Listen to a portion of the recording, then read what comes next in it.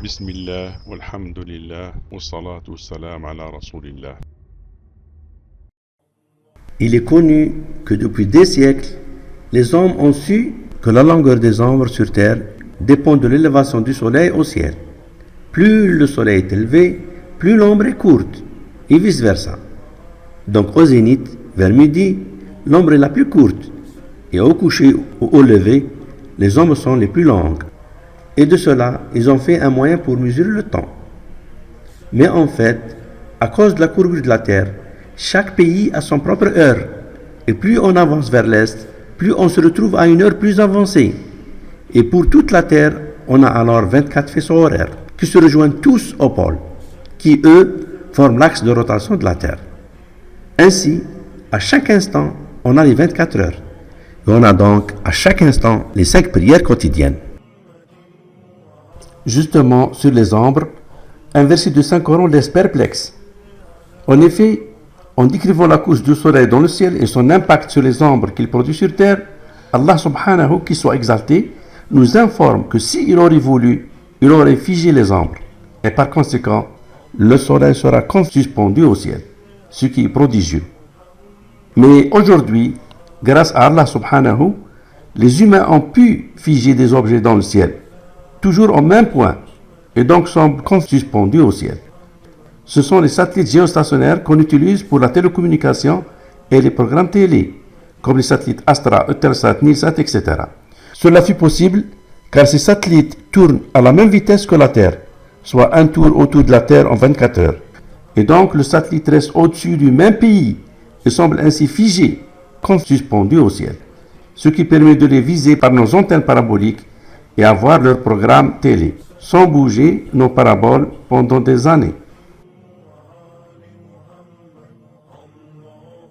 Maintenant, posons cette question. Dans quelle situation le soleil sera comme figé dans le ciel et les ombres seront ainsi immobilisées? Avant de répondre à cette question, il faut d'abord savoir que la Terre a 3 mouvements principaux.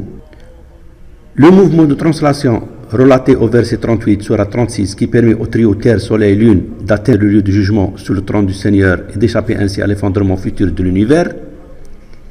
Le mouvement de rotation que fait la Terre en une année autour du Soleil. Et le mouvement de rotation que fait la Terre chaque jour autour d'elle-même. Et pour que le Soleil semble figé au ciel, il faut que la Terre arrête d'abord de tourner autour de son axe, auquel cas, sa rotation autour du Soleil en une année fera que le jour et la nuit dureront chacun 6 mois. Et afin que le Soleil restera figé au ciel, il faut alors que la Terre fasse un tour autour de son axe en une année. Et ainsi, le Soleil semblera fixe dans le ciel. Et dans ce cas, la partie éclairée aura un jour sans fin et la partie cachée du Soleil aura une nuit sans fin. Et ce cas fut décrit par les versets 71 et 72, sourate 28. Ainsi, quand la Terre fera un tour autour d'elle-même en une année, le Soleil sera immobile au ciel, comme suspendu, et les ombres seront alors figées. Et ainsi, tout objet immobile à l'équateur parcourra le tour du périmètre de la Terre en une année, et sa vitesse linéaire sera alors de 1,27 mètres par seconde. Et si maintenant on compte le nombre de mots de ce verset 45 du Soleil immobile, on trouve au mot Sakinan, immobile, 11 mots. Et au mot Shams, Soleil, 14 mots. Et ce qui est extraordinaire est que le rapport est 1,27, soit exactement la vitesse 1,27 mètres par seconde que doit avoir la Terre pour immobiliser le Soleil au ciel et figer les ombres. 2 mots, Soleil et immobile, donnent 1,27, soit la vitesse linéaire que doit avoir la Terre à sa surface pour que le Soleil soit immobile pour les terriens.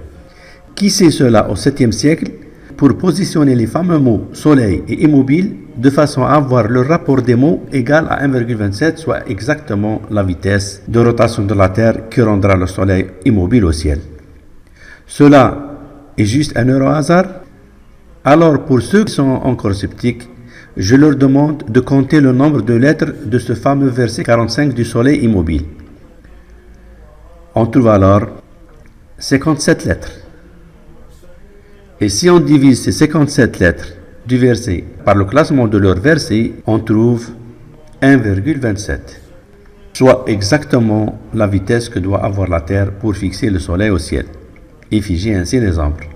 Comprenez par ce verset. Cela est aussi un autre hasard. Et ce qui est impressionnant est que ce phénomène du soleil immobile au ciel existe sur la Lune pour celui qui observe la Terre à partir de la Lune. En effet, quand la Lune fait un tour autour de la Terre, elle aura fait exactement un tour autour d'elle-même. Ce qui fait qu'à partir de la Terre, on ne verra qu'une seule face de la Lune, alors que l'autre face est toujours cachée. Et que celui qui est sur la Lune verra toujours la Terre immobile comme suspendue au ciel. Tandis que celui qui est sur la face cachée de la Lune, il ne verra pas la Terre. Ainsi, ce phénomène relaté au verset 45 du soleil immobile, suspendu au ciel pour celui qui est sur Terre, est une réalité sur la Lune. Et puisque cela est une réalité sur la Lune, alors elle fut relatée dans le Saint-Coran, par le nombre de versets jusqu'à Surat, le chapitre La Lune. En effet, si on considère le total des versets jusqu'à Surat La Lune, soit 4901 versets, et on les compare au total des versets du Saint-Coran, 6236, on trouve un rapport de 1,27, soit exactement la vitesse de la Terre, 1,27 mètres par seconde, qui fera que le soleil soit immobile au ciel. Et cette vitesse est donnée par la position de Surat la Lune, Al-Qamar, dans le Saint-Coran. Cela est aussi un autre hasard. Cela est un miracle. Pourquoi cela est un miracle? Parce que cette vitesse de la Terre qui fige le soleil au ciel et immobilise les ombres a été donnée en mètres par seconde, alors que le mètre n'existait pas encore au 7e siècle, puisqu'il ne fut inventé qu'en 1791. L'unité de mesure au 7e siècle était la coudée. Et d'ailleurs, les gens ne pensent même pas que la Terre tournait. Alors, donner la vitesse de la Terre en mètres par seconde au 7e siècle est au-dessus des capacités humaines, puisque le mètre ne fut inventé qu'en 1791. Et c'est cela le miracle. Maintenant, on va découvrir quelque chose d'extraordinaire. Les positions des mots dans le verset 45 de l'ombre figée deviennent les valeurs des angles que fait le soleil avec les objets au sol et leur ombre. En effet, si on compte le nombre de mots du début de cette sourate 25 Al-Furqan jusqu'au verset 45, on trouve alors, et si on considère ces valeurs comme étant des angles, alors on est étonné de découvrir que pour le mot Walau, ici, and if, 540 degrés est en fait 360 degrés plus 180. C'est-à-dire que 540 degrés est un angle qui fait exactement un tour et demi. Cela est important car la tangente de 540 est justement la tangente de 360 degrés, de 180 degrés et de 0 degrés. Et elle est égale à 0. Donnant ainsi une longueur d'ombre nulle. Et donc le mot Walau, qui veut dire ici, dont la localisation est 540, assimilé à l'angle 0, représente en fait le soleil au zénith, car à ce moment, la longueur de l'ombre est nulle et l'angle d'incidence des rayons solaires est 0 degré. Et justement, cela est extraordinaire, car ce mot est un palindrome qui peut être lu dans les deux sens, comme kayak, SOS, revers, rotor, Walau de droite à gauche et Walau de gauche à droite. Et sa valeur 0 degré est positionnée telle que les autres valeurs sont retrouvées par l'ajout de 1 degré par incrémentation à chacun des mots à sa gauche et par la réduction de 1 degré par incrémentation à chacun des mots à sa droite. On remarque alors que ces valeurs des mots reflètent en fait le passage du soleil au zénith, soit au plus haut niveau atteint par le soleil durant son parcours quotidien. Cela est juste un hasard.